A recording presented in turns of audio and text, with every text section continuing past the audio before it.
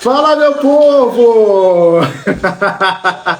Hoje entrei até com fundo musical, ó, para dar um clima, para dar um tom bacana. Sejam todos bem-vindos. Estamos aqui ao vivo para mais um programa de lives do SRZD, nosso projeto que a gente começou aí na sexta-feira. A gente fez uma pré-estreia aí na sexta-feira. Então sejam todos bem-vindos, que hoje é a nossa estreia oficial. E vai ser um prazer ter vocês com a gente. Então sejam todos bem-vindos para esse dia aí. A gente vai falar muito sobre carnaval, sobre samba, sobre os enredos, sobre carnaval 2024. Então sejam bem-vindos, que seja um pontapé bacana para mais esse projeto do SRZD, que eu tenho prazer de estar aqui com vocês. Então muito obrigado. Sejam todos aí, vão se acomodando. Vai pegando sua pipoca, seu amendoim. Que hoje vai ser bacana. Hoje a gente vai receber dois dos nossos colunistas, que dois deles estiveram até inclusive na sexta-feira conosco. E teremos dois convidados na live hoje. Mauro, que é um carnavalista já conhecido do carnaval aqui do Rio de Janeiro, que também trabalha no Carnaval de São Paulo, que é o nosso querido Mauro Quintais. E a gente vai ter o Jorge Silveira, que é um carnavalista que agora está atuando bastante em São Paulo, mas que também tem a nossa passagem aqui pelo Rio de Janeiro. A gente já conhece ele, tem um carinho também pelo Jorge. Então vai ser um prazer ter vocês com a gente, tá? Então sejam todos bem-vindos mais uma vez. Obrigado pelo carinho, obrigado pela generosidade em separar um pouquinho do tempo de vocês para a gente trocar uma ideia sobre samba, sobre carnaval. E é o que, de fato, o que nós somos apaixonados, tá? Não vamos perder muito tempo, não. Já vamos chamar aqui quem já está online. Jaime. Vamos...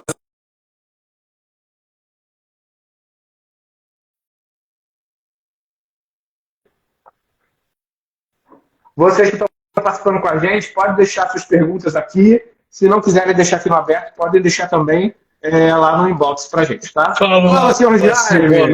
Boa noite a todos. Meu fone de ouvido parou de funcionar. Vamos ver se ele... Fala comigo, Wallace. Tá abafado. Não, tá abafado. Agora eu estou te ouvindo. É um prazer estar aqui. Imagina, vamos receber dois carnavalescos campeões do Carnaval 2023, dois queridos, Jorge Silveira, campeão pela Mocidade Alegre, São Paulo, um título aí para mais esperado, né? Desde 2014 que a Mocidade não era campeã, e agora 2023 estreando na escola, Jorge, pé quentíssimo, levou o título comemorado de samba, que é muito bom. Ele deve estar entrando por aí, né? E o Mauro, só avisando os amigos, o Luiz Fernando vai entrar também daqui a pouco, o Mauro entra de 8h30 em diante, Jorge até 8h30. Tivemos que fazer essa divisão, né? Não dá ainda para ser todo mundo junto e misturado, mas vamos falar primeiramente do Carnaval campeão de São Paulo, para depois partir para o campeão, o Tigre, né, de São Gonçalo, campeoníssimo aí da Série Ouro, voltando ao grupo especial depois de 10 anos. Que bom, parabéns São Gonçalo, parabéns ao Mauro também, é outro pé quente, que também estava para o São Paulo, mas voltou com a boa química dele com o Porto da Pedra e fez conquistar o título, né? Que maravilha. A Porto da Pedra estava precisando disso. Mas o Jorge já está por aí? Não sei. Ele disse... Não, estou esperando o Jorge entrar. Ele está aí. Pede para entrar. Fala, ele está aqui assistindo. Jorge, pede para mim, por favor, para participar da live, que eu vou aceitar você. Jaime, enquanto não entra, só fecha teu áudio para mim, que eu vou falando, vai fazer um silenciado. O meu áudio? Porque eu vou falando, vai fazendo um áudio. Enquanto ele não entra, só deixa no mudo para mim. Isso, show, fechou. Como o Jaime falou mesmo, só repassando aqui, nas primeiras meia hora a gente vai ter eu, os nossos dois colunistas, que é Luiz Fernando e Jaime, que, enfim, a galera já conheceu, quem não conhecia na sexta-feira, que foi a nossa pré-estreia, e nas últimas meia hora a gente vai manter Jaime, vamos manter Luiz Fernando, e a gente vai se despedir do Jorge e vai dar as boas-vindas a Mauro Quintais, tá? Eu acho que o Jorge já pediu para participar, deixa eu já aceitar ele aqui, a gente já dá o nosso pontapé inicial nessa live aí que vai durar mais ou menos 1 hora, juntinhos aí, tá? Entrei até em alto clima hoje, entrei até com musiquinha. Olá, Jorge! Seja bem-vindo, querido. Olá, boa noite, amigos. Boa noite a todo mundo que está assistindo. Boa noite. Jaime, meu querido amigo, saudade. Que bom estar aqui com todos vocês. Boa noite. Muito obrigado pelo convite. Estou muito feliz, muito feliz. Vamos lá.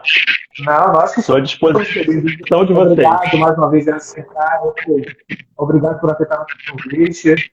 Obrigado por eles terem um pouco desse tempo de trocar um pouco mais de você, de entender um pouco mais da sua visão sobre o carnaval, sobre o seu carnaval. Parabenizá-lo também pelas conquistas recentes e seja muito bem-vindo. Nós te agradecemos. Muito obrigado. Estou à disposição. O que o pessoal quiser fazer pergunta, fique à vontade. Legal. Eu vou te pedir só um favor, enquanto você estiver falando, só botar no mudo, porque a gente tem um ruído de comunicação, tá? E aí quando você for falar, você tira do mudo, e aí fala a sua fala, tá? Bom, eu acho que agora só estamos aguardando o Luiz entrar. Já entrou, tá. Para quem não sabe, Johnny, conseguiu botar no mudo o teu? Jaime, tá no mudo ou tá aberto?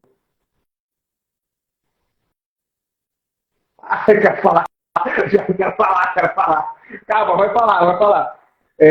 Para quem não sabe, já que eu tô olhando aqui para a direita, que eu tô com uma telinha aqui só para me guiar em relação à pergunta dos seguidores, tá? A galera que tá entrando. Então eu estou interagindo por aqui pelo computador, porque senão eu fico olhando para cá, parece que eu não estou dando atenção à live, mas é que eu estou coordenando por aqui, tá? Luiz Fernando até agora não deu muita notícia, então vamos seguir, tá? Jorge, antes de qualquer coisa, eu queria que você falasse um pouco de como está sendo essa sua experiência em São Paulo, como é que está sendo esse carnaval, como é que foi esse carnaval para você em 2023? A gente sabe que foi um carnaval difícil, né, para todos os estados, foi um carnaval de construção muito difícil, rápido, né, porque esteve aqui no Rio, por exemplo, um tempo curto, em São Paulo não sei como é que foi essa logística, mas eu queria que você falasse como é que foi esse carnaval para você, indicar o que você espera para o carnaval 2024 na sua construção como profissional e como carnavalista. Bom, para 2024 eu espero que a gente possa seguir nessa expectativa de fazer um bom trabalho, né? A Mocidade é uma escola extremamente organizada, uma escola muito competente. A presidente Solange, ela já está há muito tempo comandando a Mocidade e ela efetivamente conduz os trabalhos com muita eficiência, né? Ela costuma dizer que a Mocidade só entra na avenida realmente para disputar carnaval. Então, assim, todo o pensamento da escola é para buscar sempre o melhor. E esse ano a gente teve a felicidade de conseguir esse resultado maravilhoso que não vinha há 9 anos, né? A escola estava se dedicando, empenhando-se, bateu na trave várias vezes. Nos últimos anos ela foi vice-campeã, campeã junto com a mesma pontuação e por muito pouco não conseguia esse ano. Ela conseguiu ficar um 10º à frente, né? Bastante tempo que o Carnaval de São Paulo não tinha uma campeã com 10º à frente, não empatada. 2023 foi um ano de muita novidade, foi o meu primeiro ano na escola, já tem 12 anos que eu tenho relação com o Carnaval de São Paulo, e esse carnaval foi desafiador por ser uma nova estrutura, uma nova escola, um novo material humano com que a gente tem que lidar, com que a gente tem que desenvolver, que tem que trabalhar. E foi um ano especificamente difícil para a Mocidade, porque foi um ano de mudança de barracão, né? A fábrica do samba, que é o complexo da prefeitura que abriga as escolas de samba do Carnaval de São Paulo, ele esteve pronto durante uma etapa desde 2016, 2017 e abrigou uma parte das escolas e uma parte final, que ainda restava, foi entregue para o Carnaval desse ano. Então a Mocidade Alegre foi uma das escolas que só conseguiu entrar na fábrica do samba esse ano, agora. Então a gente fez todo o Carnaval em meio a uma mudança de barracão. Então, assim, tudo era novo, tudo era efetivamente novidade, mas isso ao mesmo tempo foi combustível para que a escola pudesse enxergar um novo momento, uma nova maneira de pensar o seu carnaval, projetar alegorias com um acabamento mais cuidadoso. Então, foi um desafio que a gente venceu junto, em equipe. Acho que equipe é a palavra-chave do sucesso desse carnaval de 23 e eu quero levar isso para 24. Arrasou, Jorge. Eu acho legal quando você traz essa logística, e é uma coisa que a gente falou, a gente fez uma pré-estreia aqui na sexta-feira, né, só para a galera entender como seria o formato, e aí nos encontramos aqui colunistas, né, entre si, alguns de nós, e eu falo muito sobre isso. Eu acho que a importância das pessoas entenderem a logística do carnaval, né? E quando você fala da dificuldade, não só da dificuldade financeira, mas da dificuldade material, a dificuldade, isso, querendo ou não, as pessoas já compreendem um pouco, né? Isso não na sua totalidade, mas as pessoas têm um mínimo de percepção sobre isso. Mas eu acho que as pessoas ainda têm uma dificuldade mesmo, não só por falta de entendimento, mas por falta de conhecimento público, das escolas tornarem público a dificuldade da logística que se enfrenta dentro do carnaval, que aí sim é o grande dificultador, principalmente para quem trabalha com a área de criatividade. Criar uma coisa num ambiente que você não sabe onde ela vai ser acoplada, eu acho que é uma das maiores condições, dificuldades que o carnavalesco enfrenta. Não tem dinheiro? Você vai para um material alternativo, né? Agora, não tem aonde acoplar a sua criatividade, é complicado, porque aí como é que você vai executar aquilo, né? Eu acho que as pessoas não têm essa visão. Jaime, você concorda com isso? Discorda? O que você acha assim, sobre essa maior dificuldade que as pessoas têm de fora do carnaval? Sim, entender a logística do carnaval, estão todo mundo me ouvindo? Jorge, meu amigo querido, irmão, um abraço, obrigado ao Wallace, ao pessoal, os amigos que estão aí na live, a torcida da Mocidade está em firmeza aí, Jorge. Enfim, mas a logística é sempre importante, porque as pessoas estão acostumadas, apesar de São Paulo, né, vai uma semana antes, né, se preparam lá naquele espaço, no tipo um terreno, que, na própria avenida, e tem outras que ao lado, né, um terreno ao lado, para que, por causa até da magnificência, né, das alegorias que são gigantescas, né, é um outro nível de estrutura que não tem viaduto, como diferente do Rio, que tem que vir um dia antes, e tem que ter sobe e desce, por causa de viadutos, de passarelas, e uma série de coisas. A logística é muito importante, e também o carnavalesco é obrigado a estudar isso e saber, por que tem que esperar o sorteio, porque tem que saber o lado que vai cair, né? Porque se cair do lado do balanço, aqui no Rio, tem viaduto, se não cair, não tem, então facilita uma série de coisas. Mas isso é a logística. Mas, Jorge, você trouxe, até teve um torcedor falando aí, parabenizando a você, porque você, com esse carnaval, você deu uma guinada, né, na sua estética, né, em termos, segundo ele, informação dele, né, das suas apresentações características, né, que isso é muito interessante. Eu vou responder para ele, vou dar o voto, mas é isso que é arte carnavalesco. O carnavalesco tem que se reinventar a todo momento e tem que entender a personalidade da escola na qual ele chegou campeão, né, que isso é fantástico. Mas me fala isso, meu amigo, da onde surgiu e como surgiu essa ideia do Yasuki, né? Porque tem algumas pessoas que levantam a bandeira que eu sou contra enredos de Nordeste, de negritude, não sou nada disso. Eu sou contra o mais do mesmo, entendeu? Eu gosto de coisas, podem falar o tempo inteiro, desde que busque caminhos diferenciados que sejam mais interessantes, como o teu caso, né? Que pegou um personagem negro e ele foi parar no Japão. Me diga, como é que você descobriu essa história? Conta pra gente aqui, por favor, e parabéns. Obrigado, Jaime, obrigado. Para quem não sabe, eu sou cria do professor Jaime Cesário, que foi com ele que eu comecei a trabalhar com carnaval. Ele me ensinou toda a base técnica de trabalho de carnaval. Tudo que eu sei de projeto, eu agradeço ao mestre. Então, assim, eu acho que essa ideia surgiu por indicação de um amigo, o Ricardo, que trabalhava comigo na minha equipe. Ele me apresentou um vídeo sobre o personagem e no momento que eu vi, eu imaginei que a narrativa do personagem era potencialmente uma narrativa que caberia no espaço carnavalesco. Caberia só colocar os ingredientes visuais para que aquela trama pudesse se transformar num grande carnaval. Eu acredito pessoalmente que carnaval, para mim, precisa ter início, meio e fim. A narrativa do carnaval ela precisa ser uma história muito bem contada, né? Acho que o ofício da gente, o ofício do carnavalesco, é sobretudo contar as histórias. Entender de material, entender de tecido, isso é obrigação, né? A gente tem que aprender no cotidiano a lidar com os problemas, mas saber contar uma boa história, eu acho que é o ofício principal, né? O enredo é parte do nosso material. É nosso quesito, é nosso espaço de trabalho. Então, eu peguei essa história e imaginei que ela poderia criar uma relação direta com o contemporâneo. E peguei essa história desse personagem, que foi um negro escravizado, levado ao Japão, que por todas as suas qualidades incríveis, ele se transformou num grande símbolo de vitória, de superação, de conquista, e se tornou um grande herói respeitado, cultuado, e eu fiz um link de imediato com esse personagem com o universo da São Paulo contemporânea, né? Pensando que cada jovem preto da periferia precisa se transformar num samurai todo dia para enfrentar os desafios, para se erguer diante dos problemas e conquistar o seu espaço.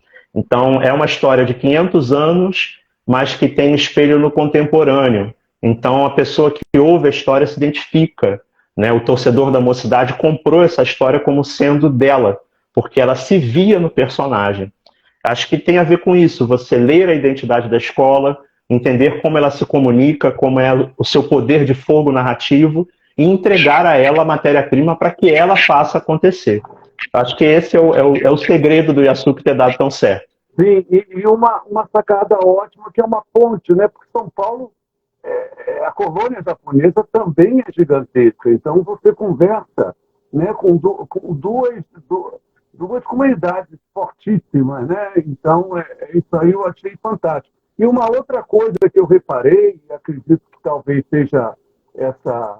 Eu sempre acompanho, lógico, não tão assiduamente os desfiles de São Paulo, mas acompanho, tento ver um pouco de cada escola. E a Mocidade, lógico, sempre me chamou a atenção, mas eu não lembro, acho que foi a primeira vez, e aí eu lhes dou parabéns, de ter visto as suas cores mesmo, né? Porque ela é uma tricolor, né? Ela é verde, vermelho e branco, não é isso? Assim, eu já vi muitos trabalhos, tem um setor vermelho e branco, um setor verde e branco, um setor... E mais assim, você mostra, né, lógico, eu acompanhei mais de perto, evidentemente, dos amigos a gente quer saber, né, e torcer, mas foi um momento diferente também, né, essa abordagem, inclusive para a própria Mocidade. Me fala um pouquinho disso, Jorge. Eu, quando apresentei a ideia para a presidente Solange, para a diretoria, eu apresentei já um esboço inicial do carnaval. E aí eu apresentei duas versões da abertura da cabeça da escola. Uma tonalidade mais terrosa e uma nessa tonalidade que foi para a avenida, que foi o verde, vermelho e branco da escola. E houve uma votação e o verde, vermelho e branco ganhou exatamente por essa questão identitária, né? O povo da escola percebeu que a paleta de cores falava ao seu coração. E, curiosamente, a última vez que a Mocidade trouxe verde, vermelho e branco no Abre Alas foi da última vez que ela tinha sido campeã. Então, essa paleta de cores trouxe uma sorte e um sentimento para quem estava desfilando na Mocidade de uma memória afetiva do último título. Então, eu acho que essa conjunção de fatores acabou sendo um combustível a mais para que o emocional das pessoas fosse tocado. Eu gosto muito de trabalhar a identidade das escolas, né? Os últimos anos que eu trabalhei no Rio de Janeiro com a São Clemente, eu sempre focava na ideia da identidade crítica, irreverente, divertida que a escola tem. Cada roupa veste um corpo, né? Cada escola de samba tem o seu jeito de se manifestar. Então eu gosto de respeitar isso, porque a gente é pequenininho dentro da história da escola, né? A história da escola é muito maior. Então a gente põe o nosso trabalho a serviço da grandeza da escola de samba. Eu acho que foi por isso que funcionou. Perfeito, né? Exatamente. Surge essa harmonia, essa identidade, essa boa energia que ajuda, né, também com um grande enredo e um belíssimo trabalho plástico, né, que faz a vitória, né, chegar. Mas, Jorge, e o que você está pensando agora aí para 2024? Né? Porque assim, hoje a moda, né, a cultura nordestina é uma... Né, assim, não tenho nada contra a cultura nordestina, ouviu a todos. Eu gosto, eu inclusive estou vendo enredos serem lançados baseados, né, em elementos de livros da cultura nordestina, escritos por grandes escritores e trazidos e vivenciados naquele espaço, que eu acho fantástico. Né? Você já fez um grande trabalho na Dragões da Real, não é? Falando Nordeste, foi vice-campeão, não foi? Não tem isso, estou falando certo? Enfim, mas o que habita essa cabecinha, né, nesse sentido, né, do criativo? Porque, lógico, deve vários caminhos, né, e possibilidades. Eu já lhe conheço, né, meu amigo? eu sei que vai ter essa vertente, lógico, não precisa falar, mas eu queria que você divagasse sobre esse momento agora dos nossos enredos, né, do carnaval. Queria saber sua opinião, que desse uma palhinha, né, matar a curiosidade dessa torcida que está aí, né, cheia de vontade de saber aí o que é Já é spoiler.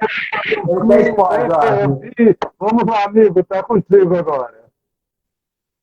Vocês são danados. Vocês colocaram o Jaime para tentar arrancar alguma coisa de mim porque sabe que ele é meu amigo. Isso não se faz. Ah, assim, eu entendo da seguinte maneira, né? Pensando que eu tenho que servir a escola, né? Entender a escola. Eu me vejo como um profissional do Carnaval do Brasil. Eu tive a experiência de trabalhar no Rio, experiência de trabalhar em São Paulo, já pude prestar serviço para a escola de outros lugares do Brasil. E acho que estando em São Paulo, e eu já tenho uma história ligada ao Carnaval de São Paulo, né, um quarto da minha vida é relacionado com São Paulo. Então, eu me vejo como um profissional que tem a obrigação de ler a alma daquela cidade e traduzir no trabalho isso. O que eu posso dizer a vocês é que eu gosto de fazer mergulhos na cultura paulistana. São Paulo, por si só, é a grande metrópole gigantesca, máquina cultural produtiva do nosso país. Ela tem uma riqueza e um valor grande, enorme cultural, que precisa ser cada vez mais explorado pelas escolas de samba de São Paulo, né? Eu gosto de usar a matéria-prima da cidade. Em 2022, por exemplo, eu fiz um enredo sobre Adoniran Barbosa, que eu acreditava que era um nome que precisava ser homenageado em toda a sua grandeza por sua obra. E nesse momento eu estou olhando novamente para São Paulo de uma maneira apaixonada, de uma maneira encantada, para poder fazer um mergulho cultural na cidade. É tudo que eu posso dizer, vocês não vão arrancar mais nada de mim, porque tem gente da escola olhando, a Solange vai me telefonar, vai puxar minha orelha e já tá bom demais. Legal, Jorge. Legal. Eu acho que é interessante, tem uma galera, o Instagram está dizendo que eu estou aqui tudo bem, mas tem uma galera da uma cidade que mandando um beijo, um abraço, acho que isso é muito legal. A escola realmente está com você, ela te abraçou, isso é muito bacana, porque isso é muito orgânico, né? O Emerson Ribeiro colocou aqui, cadê? Achei bacana. Que delícia poder respirar o carnaval novamente através dessas lives. Obrigado também, Emerson, pelo carinho também. Acho que é importante a gente ouvir as pessoas. O Silvio também colocou, sou fã do trabalho de vocês, agora porque alguns carnavalescos não têm criatividade e copia enredo. Acontece ainda. E tem uma aqui que eu achei bem bacana, porque é realmente o que eu também ia falar antes da fala do Jaime. O Robson colocou, desfile bom é aquele que está na avenida, para quem está na avenida assistindo, consegue fazer a leitura do desfile, entender a história que está sendo contada, e o desfile da Mocidade de 2023 foi isso. Eu falo muito com o Jaime sobre isso, né? A gente olhando os desfiles, até os ensaios técnicos, que seja. Eu acho que é muito interessante, e isso vem se perdendo ao longo do tempo, por conta dos enredos tão sofisticados, né? A gente faz carnaval para o público, para o povo. Então, eu acho que às vezes perde-se a mão quando fica tudo tão intelectual e você não entende o que está passando na sua frente. E você tem uma mão muito leve para isso. Não só no São Clemente, mas talvez na Mocidade agora isso também tem acontecido, eu não acompanhei de perto, mas isso faz parte do seu trabalho. Ele conversou com o Jaime, quando ele falou que você confirmou e tal, a gente tem esse bate-bola nos bastidores para falar isso. Eu queria te parabenizar, obviamente, por isso, né? A tua mão e o teu cuidado em entender que o carnaval é feito para o público. E o público tem que entender o que está acontecendo ali, senão fica difícil. Talvez seja essa a pergunta do Jaime, né? Dos enredos tão intelectuais, tão rebuscados, tão sofisticados, aonde o jurado, às vezes, não entende, o público também não entende, ninguém entende. Ou só entende quem está com guia na mão ali, como a gente trabalha com guia do roteiro e tal, e acaba entendendo. Mas eu acho que parabenizar por isso e destacar essa essência do seu trabalho. Às vezes, eu agradeço. Diga, Zé, pode falar. Não, às vezes nem com o roteiro a gente consegue entender direito. Mas o Jorge, aí eu vou dizer, né, que ele já tem essa tendência de ser professor, né, e sempre conversamos muito, né, meu amigo, com relação a isso, né.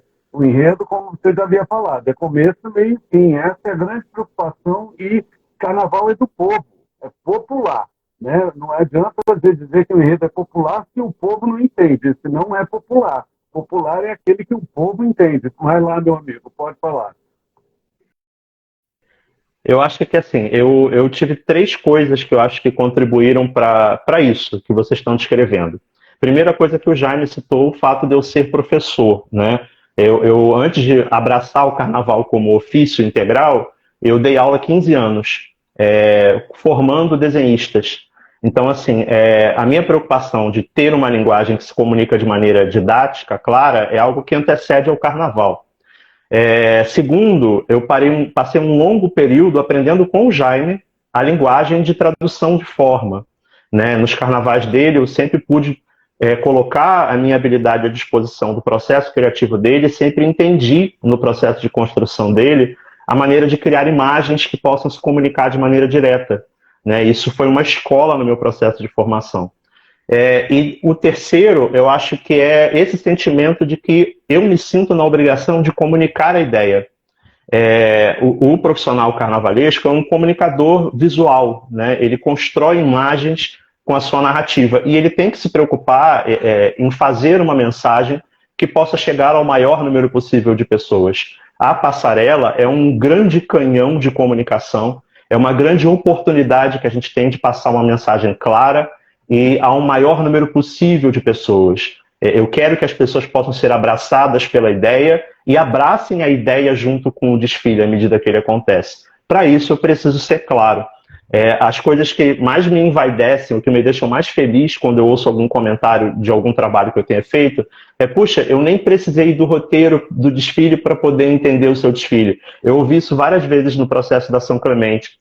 E isso me deixa muito feliz, porque dessa forma eu acho que eu consegui comunicar. Independente do resultado, porque as questões que envolvem nota, resultado, política, são de outra esfera, estão além da capacidade do carnavalesco, mas comunicar, eu sei que isso eu consegui fazer. E isso vem na medida em que as pessoas me devolvem o carinho e o afeto pelo trabalho desenvolvido. Então a gente tem que se preocupar, sim, em passar uma mensagem clara. É uma festa popular, é a maior festa popular audiovisual do planeta, e nós somos narradores dessa história. A mensagem tem que ser clara. Jorge, muito obrigado. Jorge, infelizmente, nosso tempo é muito curtinho juntos. Eu queria muito. A gente vai ter mais oportunidade de trocar, mas queria muito te parabenizar mais uma vez, agradecer pelo caminho, por juntar um pouquinho de tempo para a gente trocar e para que vocês pudessem conhecer o seu rosto, né? Que às vezes a gente conhece o carnaval só pelo nome, não tem a oportunidade de trocar, de ver o carnaval, explicar um pouco mais sobre o seu trabalho. Agradecer e pedir para você fazer um pouco de considerações finais para a gente se despedir de você. Só dizer muito obrigado por todos, obrigado, Jaime, pela honra, obrigado ao SRZD, mandar um beijo para todo mundo, muito feliz de estar aqui. Vocês vão estar muito bem acompanhados pelo Mauro, deixo aqui um beijo para ele, porque eu adoro o Mauro também, mora no meu coração. Deixo já meu parabéns pelo Porto da Beijo, fiquem bem e até a próxima. Obrigado. Vamos voltar para conversar mais. Beijo. Bom, enquanto o Jorge sai aí, vamos já. Flavinho Policarpo, Michelangelo da cidade do samba, Paulo Brandão, diretor de harmonia. Deixa eu ver aqui. Tem aqui meu dentista querido, o salgueirense roxo. Deixa eu ver tanta gente bacana. Paulo Pina. Gente, você tem que falar esse povo todo. Aí o Salgueiro está presente aqui na live, engraçado. Muita gente. Eu não tenho como dar conta de dizer para vocês aqui, não, gente. Bom, vamos aceitar a Luiz, que já está Não, exatamente, ele está aí. Deixa eu já aceitar ele, que já chamou aqui. E vamos aguardar o Mauro para a gente já começar a nossa segunda etapa com o Mauro. Seja bem-vindo, professor Luiz. Tudo bem, gente? Boa noite aí, gente. Boa noite, professor. Boa noite. Aguardando o convite de vocês aí, rapaz. Bom, Luiz, a gente agora vai entrar, a gente se despediu do Jorge e agora a gente vai entrar com o Mauro Quintais, tá? E só estou aguardando só o Mauro chamar aqui para a gente já aceitar ele, porque assim, como ficam muitas pessoas na live, eu não consigo chamar o convidado, ele tem que chamar para eu só aceitar aqui, validar o convite dele. Porque são muitas pessoas que eu não consigo ver. Eu fico com a tela aqui na lateral, coordenando algumas perguntas e coordenando quem está entrando e saindo aí também da live. Bom, olha, a assessora de imprensa do Povo da Pedra, Ana Vitória, aqui também, querida, além da folia, o nosso querido Marcelo Gomes, a Fera, tá todo mundo aí, olha que maravilha. Hoje tem mais gente, eu acho que Não, beleza, imagina, só pessoas maravilhosas. Parabéns aí por vocês estarem aqui. O Mauro, ele já entrou, ele assistir. Acho que ele acabou de fazer o Vidal também, que é outro apaixonado pelo Povo da Pedra. Vamos lá. Você, Mauro, que entrou aí, eu estou vendo para curtir, né? Entrei o contra. Estou com o meu assessor aqui, ó. Meu assessor, assim, meu contra-regra, apertou porque é o contrário. Seja bem-vindo, Mauro. Essa parte de internet, quem me ajuda é meu filho João Vitor, graças a Deus, está aqui sempre com a gente aí participando. Mauro querido, obrigado. Seja bem-vindo. Mais uma vez, obrigado por aceitar o nosso convite. Eu falo em nome da FRTV e de toda a equipe que vai estar aqui com você hoje. Tá? Muito eu que agradeço, eu adoro fazer live, eu adoro falar de carnaval, eu adoro rever os amigos, Luiz Fernando, queridíssimo, uma referência para todos nós, Jane, enfim. Vocês são todos queridos e sempre que eu posso conversar e falar de vocês, eu estou sempre a postos. Mauro, eu queria, já para a gente começar já o nosso bate-papo, eu queria que você falasse um pouco de como foi a sua construção para o Carnaval 2023. A gente sabe que foi um carnaval, né, com muitas movimentações, no que remete a tempo de construção visual, de criatividade. Eu queria que você falasse um pouco disso e um pouco sobre o seu Carnaval 2024, o que a gente pode esperar, como é que está essa construção para você. O 23 foi modéstia à parte, né? Eu acho que, não vou nem dizer modéstia à parte, na verdade foi um esforço coletivo. Aí você envolve o presidente, você envolve o nosso enredista Diego Araújo, o figurinista que é o Rômulo Roque, o nosso presidente Fábio Montebello. Então, acho que não cabe a palavra modéstia à parte. Foi um trabalho em conjunto de todos nós, né? Esse enredo surgiu lá em São Paulo, num momento muito difícil da Império de que eu estava passando particularmente no Império de Casa Verde, um momento muito difícil. E sentado lá no isopor, conversando com o Diego, que foi me dar um suporte lá, e eu falei, Diego, eu tive acesso a um livro, através das pesquisas de internet, um livro chamado A Jangada, que foi escrito por Júlio Verne, e o que me interessou que é um livro que ele descreve uma Amazônia que ninguém nunca viu, que ele mesmo nunca tinha visto. E aí o Diego vai com a palavra-chave e fala, ele inventou uma Amazônia. Então, a partir daí, a invenção da Amazônia, que é um delírio do imaginário de Júlio Verne, ele foi se formando ali. Então, o embrião, na verdade, foi um bloco de isopor, lá nas baias do Carnaval de São Paulo, né? E um ano atípico, era um ano frio, né? Porque era um carnaval no frio. E esse foi o nosso mote, e a partir daí, o Diego, com a maestria dele, sempre muito bacana, ele foi buscar essas referências todas amazônicas lá do norte, e aí trouxe tudo e a gente montou esse enredo que foi tão premiado. Acho que o Jaime e Luiz, eu nunca recebi tantos prêmios na minha vida, gente. Numa paulada só, muitos prêmios. Então eu acho que a intenção da escola era que a escola, evidente, ganhasse o carnaval, mas com um campeonato incontestável. Então, esse foi o pensamento do presidente Fábio Montebello. Na verdade, o presidente de honra, não é o nosso presidente Augusto, mas o presidente de honra, que é o mais atuante, o Fábio Montebello, e a sua diretora é essa. A gente vai ter que ganhar esse carnaval porque a gente precisa colocar a escola no seu lugar devido. Agora, a gente não pode ganhar com reco-reco, né? Vamos de instrumentos pesados. E aí, o Fábio, logicamente, é importantíssimo frisar que a presença da prefeitura foi fundamental para que os nossos sonhos pudessem ser realizados, né? Sem a prefeitura, a gente não teria conseguido isso. Eu acho que é uma janela que se abre, independente de partido, as prefeituras entenderem que você levar o nome de São Gonçalo, levar o nome de Caxias, levar o nome de Nilópolis, levar o nome de Niterói para a maior festa popular do mundo é uma propaganda enorme e fica muito mais barata do que uma campanha publicitária. Então, acho que o prefeito de São Gonçalo, né, o capitão Nelson, entendeu isso e fez essa parceria com a Porto da Pedra e foi muito feliz a parceria. Bom, deixa eu falar um pouquinho antes, vou interromper o Alan. Eu vou parabenizar mais uma vez, né? Eu estava acompanhando, você sabe, de muito carinho. Nós tivemos um encontro, uma palestra na UERJ, eu falei para ele, isso para todo mundo ouvir, a minha grande expectativa, até porque é uma escola que eu tenho um carinho enorme, e ele também é outro que tem uma química maravilhosa, de tantos carnavais fantásticos que você já apresentou na escola, e trouxe mais um, né?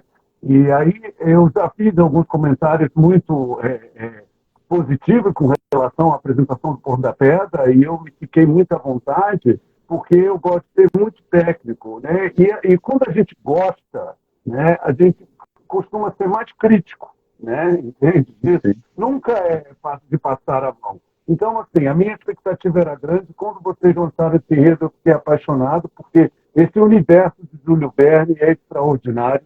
Eu considerava e considero esse o grande enredo do carnaval dos dois grupos. Me desculpem os que não concordem, é o direito de cada um, mas assim, é uma sacação muito legal e a minha preocupação era ver plasticamente isso na avenida, né? Porque, assim, a gente fala de Amazônia, a gente já tem mais ou menos na cabeça, como nós carnavalescos, né? Mais ou menos o roteiro que é o comum, né? De se abordar. E eu achei extraordinário você começar lá o seu carnaval com o próprio Júlio Verne, uma zangada, né? E vendo toda aquela temática que eu sempre fui apaixonado por livros dele e pelos filmes baseados nos livros dele, do Nautilus e outras coisas mais, né, meu? É uma viagem muito alucinante. Nós vemos isso em detalhes nos peixes e outros elementos alegóricos que você trouxe. E o mais incrível, aí eu vou dizer que me deixou mais surpreso, foi você pegar essa sacada de começar pela América Andina, né, que é extraordinária, né? Então, quebrando, né, aquela coisa do vai vir o índio. Lá vem o índio. Índio que é apito, né? E bota-feira e vamos embora. Exatamente. Não, mas aí você trouxe essa temática com fantasias super, muito elegantes, muito bem. Aí, parabéns, eu sei como funciona, né? Muito valeu a prefeitura por ter ajudado o Porto da Pedra, enfim. E com essa coisa, porque a gente via a qualidade das roupas, né? A gente via a qualidade dos acabamentos, a gente via a qualidade no que era apresentado e o legal que nós estávamos conversando com os olhos era de você conseguir entender aquilo que você estava...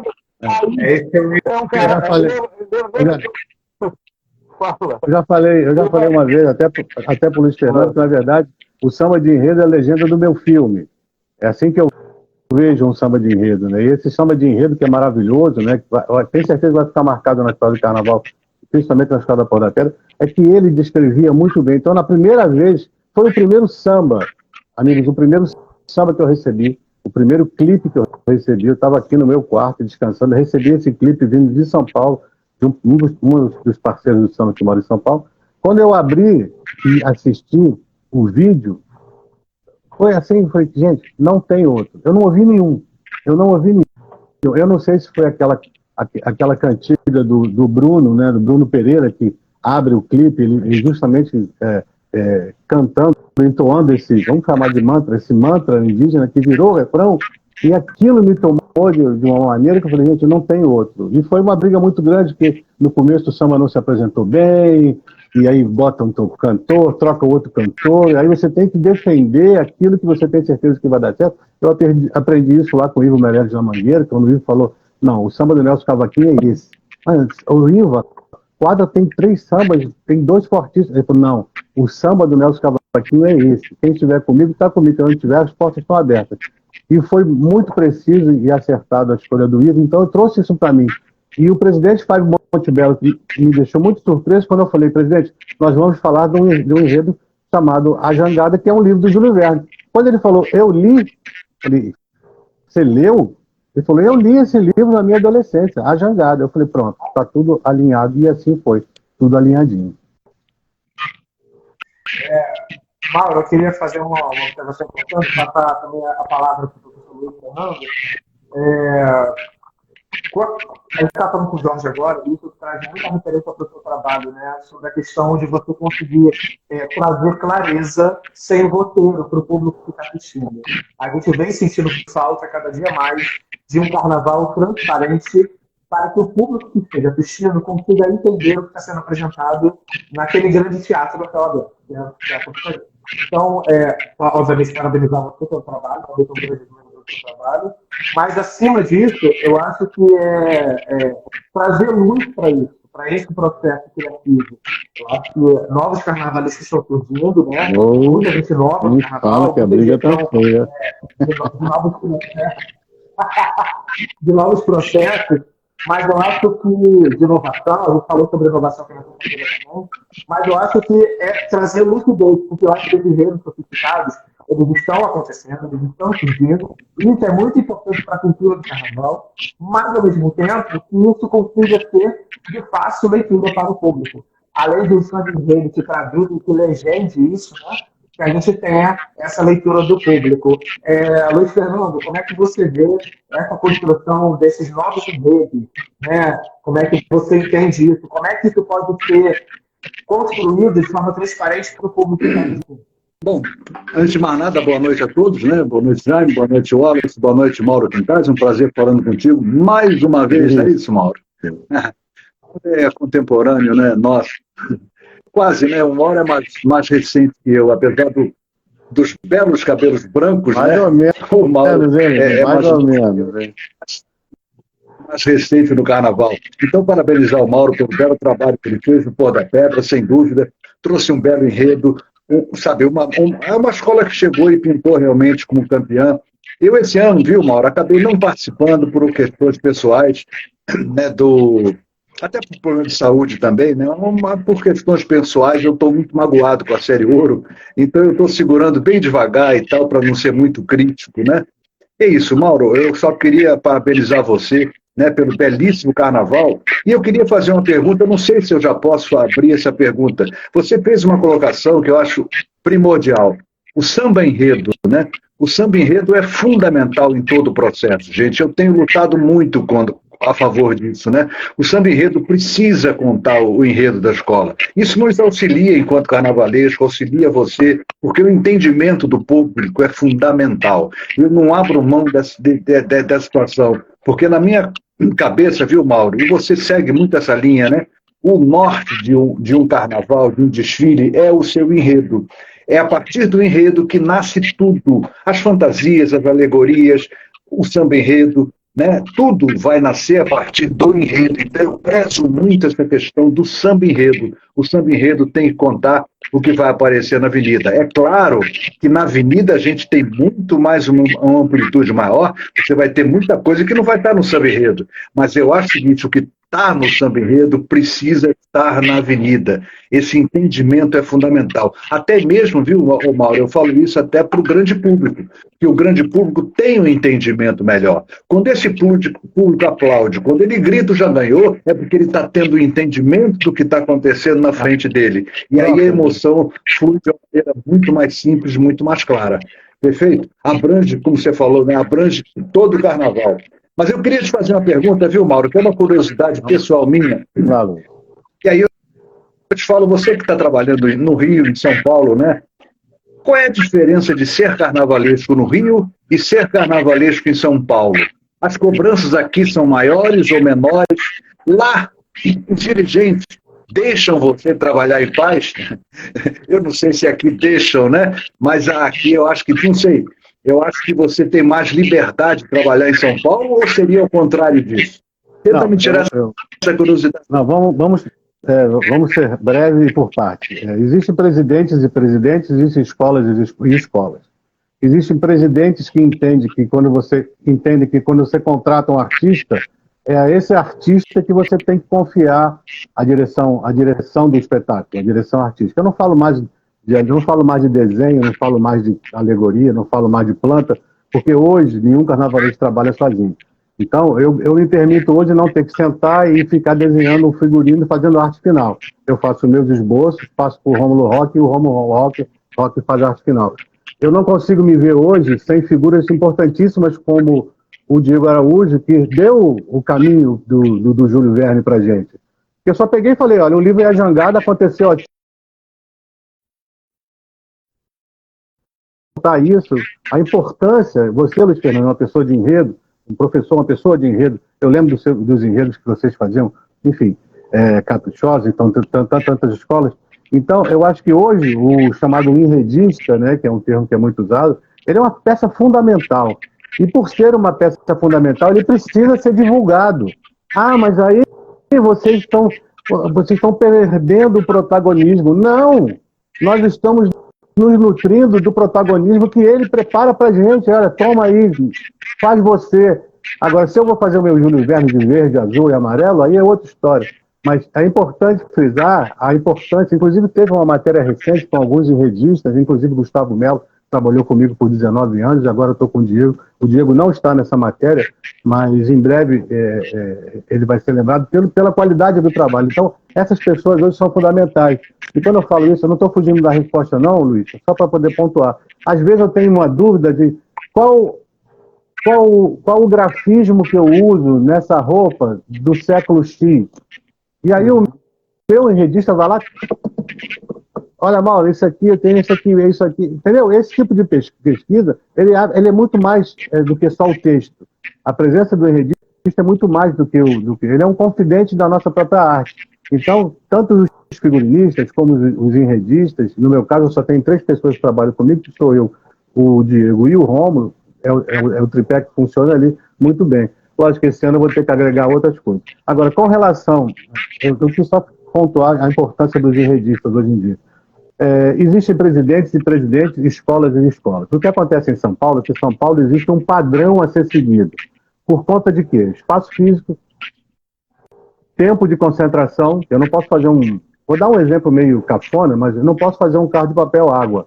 Papel água, não posso fazer, porque chove e acabou o papel água. Então, isso acaba direcionando você para um caminho só de material.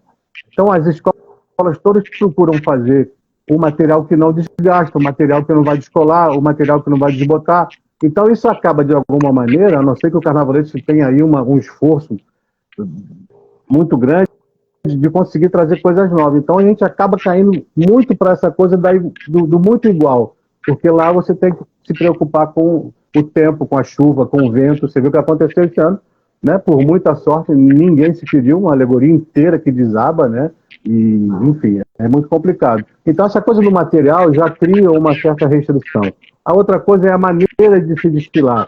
Já cria também uma restrição. E outra coisa, o julgamento absurdo. Você não pode, por exemplo, em samba de enredo, você ter todas as escolas tirando 10. Alguma coisa está fora da ordem, né?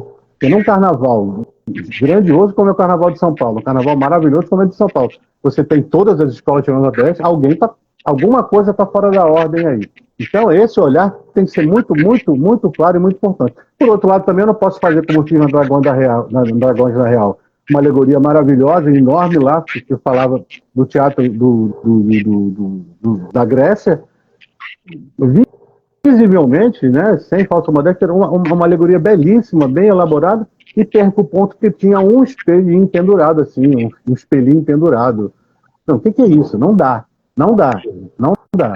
Não dá. Então, essa é a grande diferença do Carnaval de São Paulo. Com relação à presença do carnavalesco, se você não é julgado pela sua arte, pela sua originalidade, se você não é julgado pela... Nossa, que pesquisa maravilhosa que o Alexandre Lousada fez, olha que trabalho maravilhoso que o Renato Lage fez, olha que coisa, que personalidade que ele impôs àquela escola. Se você não impõe a sua personalidade porque você tem restrições de materiais, de desfile e de opiniões, o carnavalesco não é tão valorizado.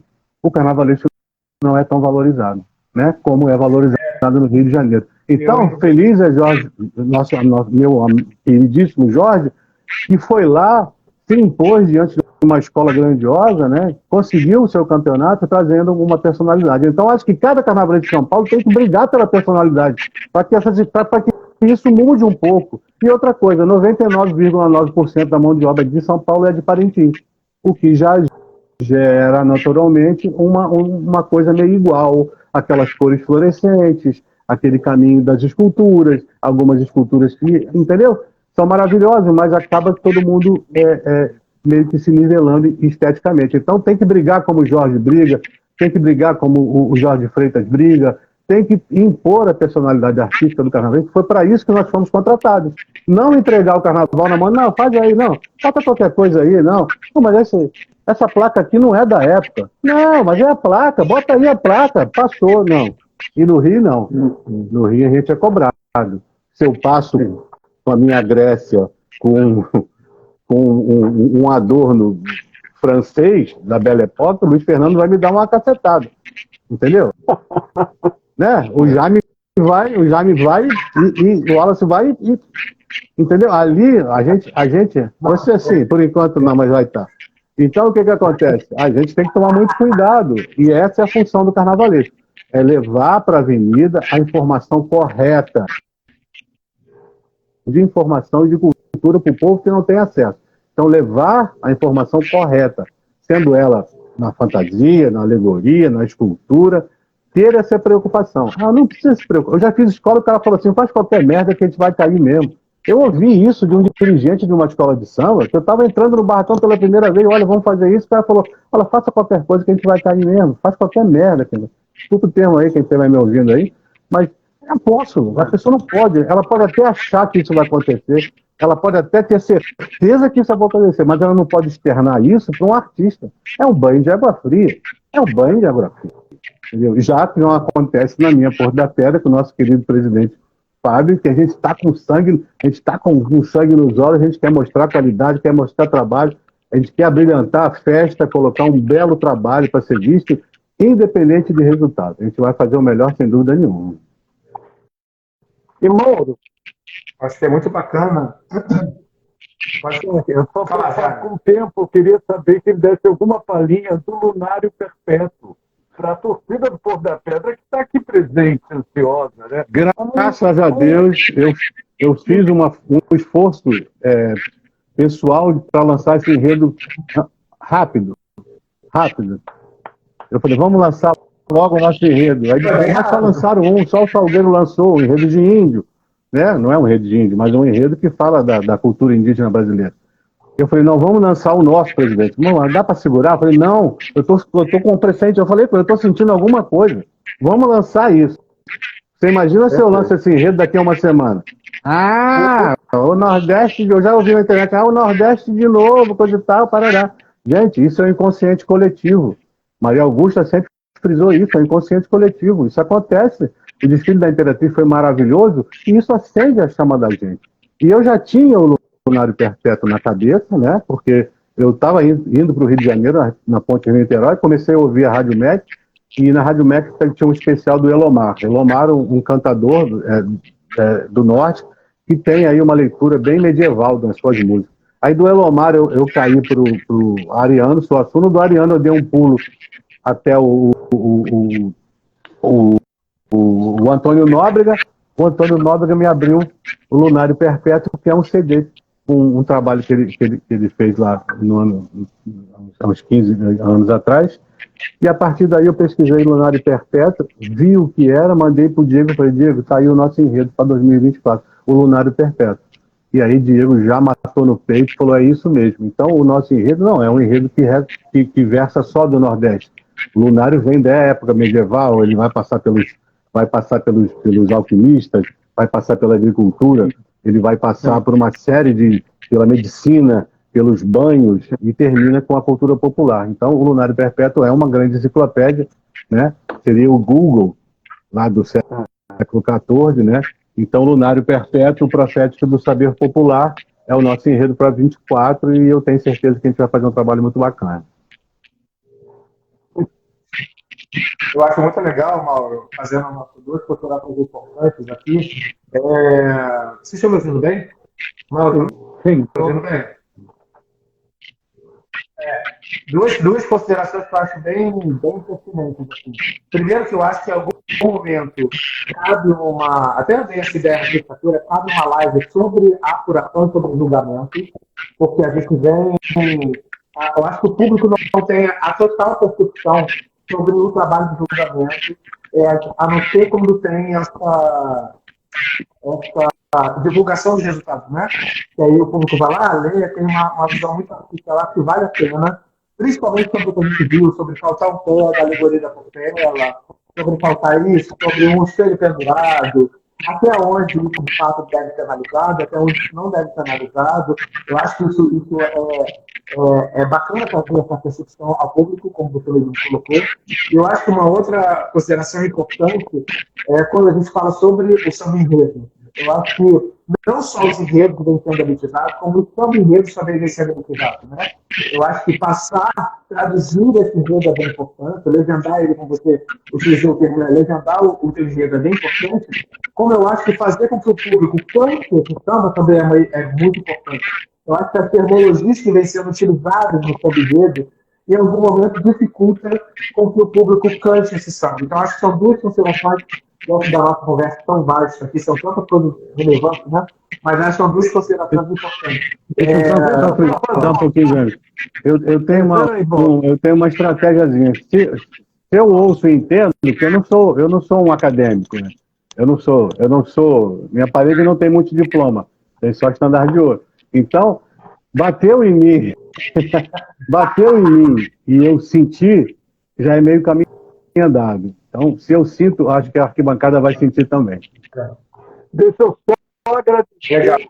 Agradecer ao André Machado, carnavalesco da Mancha Verde, aí, que deu nome lá em São Paulo, um grande profissional. Danadinho, danado. Esse André é danado. André é danado. Se prepara que você vai vir aqui, viu, amigo? Obrigado aí por estar.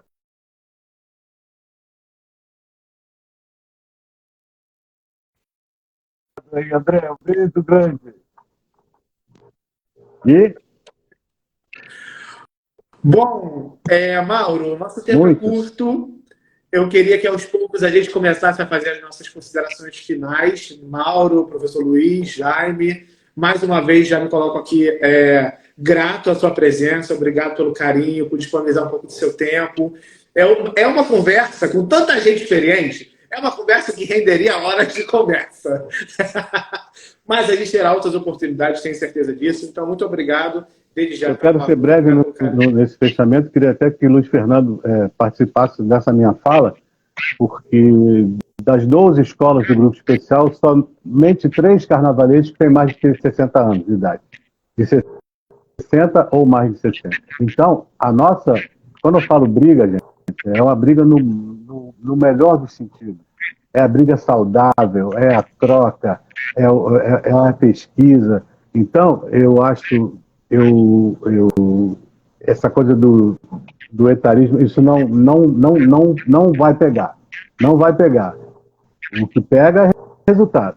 O que pega é você mostrar. O que pega é você apresentar, né? E você entregar para o seu público, para o carnaval como um todo, que é a maior festa popular no mundo, o seu trabalho. Então, hoje nós somos só 3 nessa faixa, mas estamos de igual para igual. Então, isso me dá um orgulho muito grande de ver que 38 anos, cara, de conhecer pessoas como Wallace, há pouco tempo, Wallace, mas Jaime Cesário, cara, o Luiz Fernando, para com isso, Renato Lage, Rosa Magalhães, Márcio Lopes e Alexandre Lozada, vamos embora, vamos fazer e receber bem essa garotada que está aí forçando a gente a fazer o melhor possível. Então, eu acho que o grande legado dessa nova geração, desses jovens maravilhosos que estão aí, é nos forçar a ser melhor cada vez mais, né? E a gente vai para dentro, vai mostrar um trabalho bacana, independente de idade, independente de credo, independente de nada. O importante é o carnaval. Eu sei que eu preciso falar isso. Pela primeira vez, depois de 6 anos, eu pude estar no camarote da Sapucaí, e teve um momento que eu saí, e era uma varanda, aquela nova varanda, aquilo estava meio vazio entre uma escola e outra, e eu olhei para a direita, olhei para a esquerda, olhei para a direita, vi aquele clima, aquela coisa. Gente, olha o tamanho desta festa. Eu até me emociono, porque naquele momento eu me emocionei, repito, sozinho ali. Eu sozinho que eu olhei aquilo, falei, meu Deus do céu, olha o tamanho disso, entendeu, Luiz? E a gente está inserido nessa festa de alguma maneira, ou fazendo um comentário, ou fazendo uma cobertura, ou fazendo uma camisa, ou impondo uma estética. Então, é importantíssimo que as pessoas valorizem a mão de obra do carnaval, valorizem os carnavalescos, os diretores de carnaval, os compositores, a mão de obra de barracão, que são essa molecada que está toda aí, esses novos valores, e salve o carnaval. Nossa, quase que eu fui o Milton Cunha agora, quase que eu falei Saravá. Saravá. Parabéns pelo campeonato. Sabe que eu adoro aquela comunidade lá e a escola também. Enfim, te desejar muito sucesso, esperar marcar uma próxima vinda agora para a gente viajar no Lunário, aí mais à frente, já deixa aí, mas vou te perturbar. Enfim, desejando tudo de melhor e que faça um espetáculo novamente na Sapucaí no próximo carnaval, é meu desejo. Vou estar lá, isso, vou estar lá para te aplaudir, amigo. Obrigado aí por ter aceito o convite, um prazer gigante, muito legal. Então, obrigado. Eu agradeço mais uma vez a presença de todos, agradeço a vocês três com muito carinho, e vou estar sempre à disposição de vocês para poder falar um pouco da nossa festa maior. Né? Luiz, por favor, suas considerações. É isso aí que você falou, Mauro. Concordo plenamente contigo, né? Eu já não estou atuando em carnaval, né? Já me aposentaram, deixando bem claro isso, né?